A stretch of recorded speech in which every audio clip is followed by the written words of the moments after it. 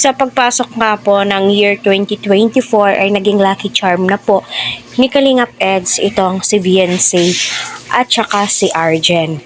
Dumagsa ang napakaraming biyaya para kay Kalingap Eds. Although may nagsirang kabanata sa kanyang buhay at marami ang nalungkot, ngunit naging positibo ang lahat, no?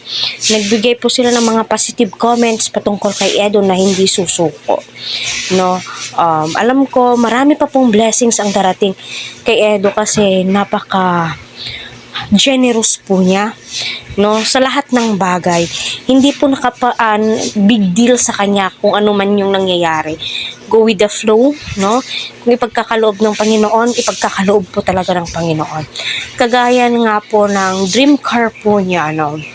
Napakalaking biyaya po yon para sa kanya kasi yung pagbili po niya ng dream car niya ay may purpose po yon, hindi po yung pang sarili lamang, para din po yon sa kanyang mga beneficiary, para sa ganon ay maisama niya, no, gumala sa labas, kumain sa labas, Jollibee, no. So napaka-generous po talaga ni Edo, kaya marami ang tumatangkilik at nagmamahal sa kanya.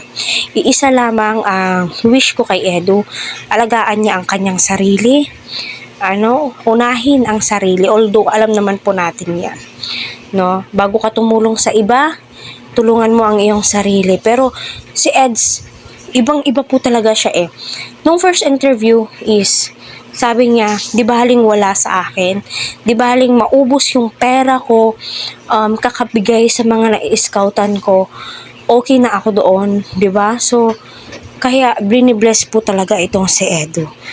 So sana ay panoorin nyo ang kanyang mga vlogs, mga lives po niya, para sa ganon ay marami pa po siyang matulungan, no, na kababayan po natin.